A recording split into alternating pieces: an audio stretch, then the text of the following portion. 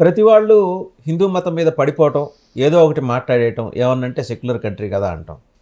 మరి ఇదే వాచాలత్వం వేరే ధర్మాల మీద, వేరే మతాల మీద ఎక్కడ ప్రకటించరు ఆ సోకాల్డ్ సెక్యులరిస్టులు.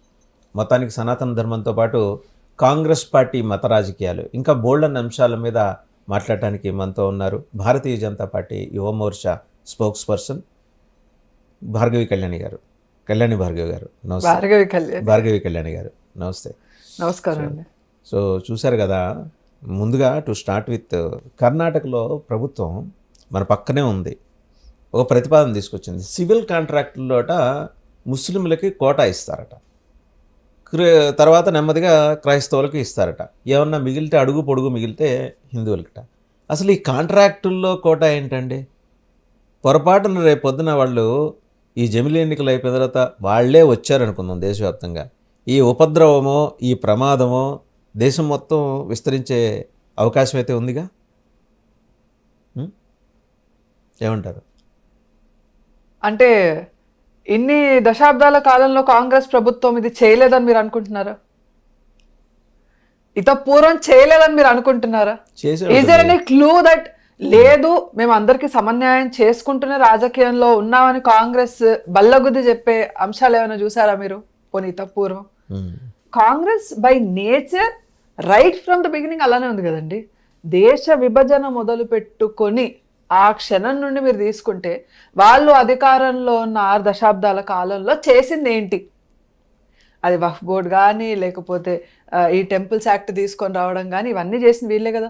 ఎండోన్మెంట్ యాక్ట్ తీసుకొని వచ్చింది కూడా వీళ్ళే కదా. దేశాన్ని మత పేరు మీద ముక్కలు చేసింది కూడా వీళ్ళే కదా. మత ప్రాతిపదికన కాంగ్రెస్ రాజకీయం చెయ్యదు అనేదైనా మనకి బాండ్ పేపర్ మీద వాళ్ళని సంతకం పెట్టించారు మనకి. ఈవెన్ వాళ్ళు వచ్చి సంతకం పెట్టించినా మీరు నమ్మకండి. ఇంకా ప్రజలు నమ్మారు అని అంటే అంతకన్నా దౌర్భాగ్యం ఇంకోటి. రేపు జమిలీ ఎన్నికల తర్వాత నమ్ముతారేమో ఎన్నికలప్పుడు. అది వాళ్ళ దౌర్భాగ్యం అనే నేను చెప్పగలుగుతానండి. ఎందుకనంటే మెజారిటీ హిందూస్ ఉన్న ఈ దేశంలో నన్ను అడిగితే ఇప్పుడు మా తాతలు ముత్తాతలు చేసిన తప్పిదం వల్లనే ఈ రోజు భార్గవి కళ్యాణి లేకపోతే బొట్టు పెట్టుకున్న ఆడపిల్ల హిందూని అని చెప్పుకొని తిరిగే ప్రతి మగవాడు ఈ రోజు భారతదేశంలో ఇబ్బందులకు గురవుతున్నా అంటే కారణం మా తాత ముత్తాతలు. మీకు ఎదురైంది బొట్టు పెట్టుకుని మీరు వృత్తిరీత్యా ఒక అధ్యాపకురాలు మీరు. సో మీరు రకరకాల చోట్ల ఉద్యోగాలు చేసి ఉంటారు ఇన్స్టిట్యూషన్స్లో. మీకు ఎప్పుడైనా అటువంటి ఇబ్బంది ఎదురైందా? ఒకటండి, సంపాదన అనేది ఎక్కడి నుంచైనా ఈ ఇన్స్టిట్యూట్ కాకపోతే ఇంకో దగ్గర, అది లేకపోతే ఏ ఇన్స్టిట్యూట్ మనల్ని అలౌ చేయదు అని అనుకుంటే ఇంట్లో కూర్చొని చెప్పుకుంటాం. విద్య ఉన్న వాడికి ఏంటండి బెంగ? ఎక్కడున్నా నేను ఓకే మీరు టీచ్ చేస్తారు, ఉన్నాయి సందర్భాలు ఉన్నాయి. బట్ ఒకటి ఏంటి అని అంటే మనల్ని టచ్ చేసే దమ్ము అవతలోడుకుందా అనేది మ్యాటర్. ఓకే, ఇప్పుడు మన దగ్గరకు వస్తే వద్దురా ఈ అమ్మాయితో పెట్టుకోవద్దు మనల్ని ఏకి బారేస్తుందని వాళ్ళకు క్లారిటీ ఉందనుకోండి మన జోలికి రారు ఫస్ట్ ఆఫ్ ఆల్. ఓకే, అది వేరే వాళ్ళ దగ్గరికి వెళ్ళినా మనం మాట్లాడితే కాదు. అందరూ మీలాగా ఝాన్సీ లక్ష్మి కాదు కదా పాపం, ఇన్నోసెంట్ గర్ల్స్ ఉంటారు. ఒకటేంటంటే అండి, ఇప్పుడు ఒకడు మనల్ని తక్కువ చేసుకొని when they are trying to suppress us, మనం కూడా సప్రెస్ అయిపోతాయి. ఈ పలానా మనిషి పలానా దానికి లొంగుతాడు అని అవతల వాడికి తెలిసినప్పుడు వాడు ఖచ్చితంగా లొంగపరచుకోవడానికే ప్రయత్నిస్తారు. అది ఏ విషయమైనా సరే, పర్టికులర్లీ మిషనరీ స్కూల్స్ లో జరిగేది ఇదే. So we keep facing these things. But still ఏంటి అని అంటే నీకు ఉద్యోగం ముఖ్యమా ధర్మం ముఖ్యమా అంటే ధర్మమే ముఖ్యం. ఈ రోజు 20,000 30,000 లక్ష రూపాయల జీతం పోయే ఉద్యోగాల గురించి మీరు ఆలోచించుకుంటూ కూర్చుంటే వచ్చే తరాలకి ధర్మం పోతుంది కదా. So it's very important. ఒక ముస్లింని టోపీ తీసి నువ్వు ఉద్యోగం చెయ్యి అని ఎవరైనా చెప్పగలుగుతారా? మరి హిందువులకి మాత్రమే నువ్వు ఇన్ని బొట్లు పెట్టుకొని పలానా ఇన్స్టిట్యూట్కి నువ్వు రావద్దు, పూలు పెట్టుకొని నువ్వు రావద్దు, నీ సంస్కృతిని నువ్వు చూపించుకునే విధంగా నువ్వు ఉండకూడదు అని అంటే, ముస్లింని గడ్డం పెంచుకోకుండా రా అంటే వాడు ఎందుకుంటాడు? కళ్ళ కాటుకు పెట్టుకోకుండా నువ్వు రా అంటే వాడు ఎందుకు ఉద్యోగం చేస్తాడు? So they are many things అండి, like these things keep happening. But నన్ను అడిగితే ఏంటనంటే ఎప్పుడైతే మనం ప్రతిఘటిస్తాము, వెన్ వి క్వశ్చన్ ఎందుకు నేను చేయకూడదు, మీరు అందరికీ అదే రూల్ పెడుతున్నారా? Not only my religion, Hindu ధర్మాన్ని పర్టికులర్లీ మా ధర్మాన్ని టార్గెట్ చేస్తూనే కాదు, వేరే ఎవరు అలా వచ్చినా కూడా మీరు అలానే చేస్తున్నారా అని మీరు ఎందుకు క్వశ్చన్ చేయలేకపోతున్నారు? అది చేసినప్పుడు ఎవడు మన జోలికి రాడు. ఎందుకంటే ఉద్యోగంలో నుంచి ఒకళ్ళు చేయగలుగుతారండి, ఒకళ్ళు రిజైన్ చేసి వెళ్ళిపోగలుగుతారు. బట్ హోల్ స్టాఫ్ వెళ్ళిపోతే వాళ్ళు ఇంకా ఎవరిని పెట్టుకొని నడిపిస్తారు ఇన్స్టిట్యూట్ని. So it's important. నేను ప్రతి ఒక్కరికి చెప్పేది అదే, ప్రతిఘటన చాలా చాలా ముఖ్యము. You have to raise your voice and question for you. నీ కోసం నువ్వే, అరే దేశం కోసం ఏం చేస్తావు, నీ గురించి నువ్వు ఫస్ట్ నువ్వు క్వశ్చన్ చేసుకోలేకపోతున్నావు, దేశం గురించి నువ్వు ప్రశ్నించడానికి బయటకు ఏం పోతావు. సో ఇట్స్ వెరీ ఇంపార్టెంట్ అండి, నన్ను అడిగితే it's very important.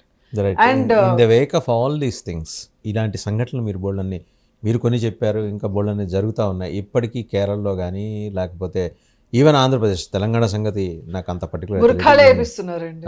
Even Andhra Pradesh Christian missionary స్కూల్స్లో బొట్టు తీసేసి రండి అని ఆడపిల్లలకి చెప్తున్నారు, గాజులు తీసేసి రండి అని చెప్తున్నారు. ఈవెన్ నేను చదువుకున్న స్కూల్ కూడా కాన్వెంట్ స్కూలే, అది మిషనరీ స్కూలే.